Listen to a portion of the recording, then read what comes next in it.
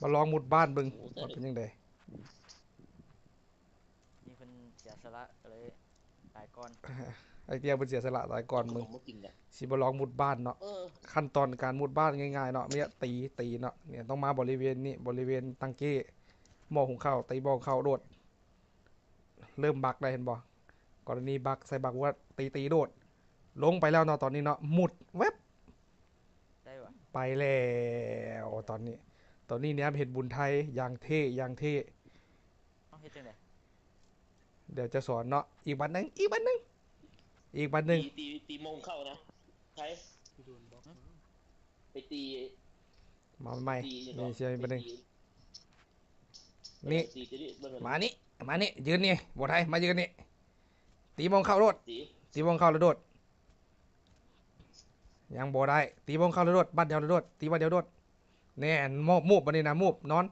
แน่ขึ้นมาให้ยังตีมอบกินดีเอ้ยตีแล้วโดดเอาตีแล้วโดดหม้อตีแล้วโดดตีบัดดึงแล้วโดดตีบัดดึงแล้วโดดโบได้ยังโบได้อาจารย์สอนยังโบได้ยังโบได้เอาตีบัดดึงโดดโบได้เดี๋ยวจังสิตีบัดดึงแล้วโดดโบได้ตีบัดนี้อีกโดด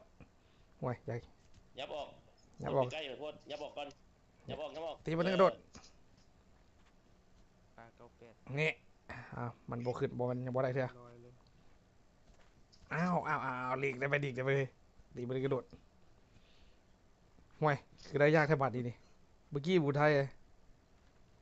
เติมกี้เข้าแล้วเนาะ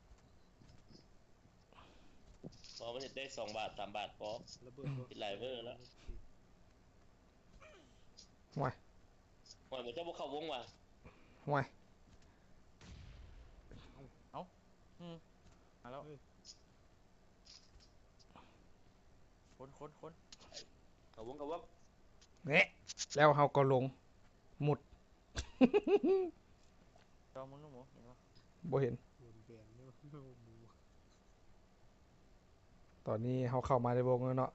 แนมเห็นเลยบุญไทยเบิ้งแคปไว้หน้าจอไว้ก่อน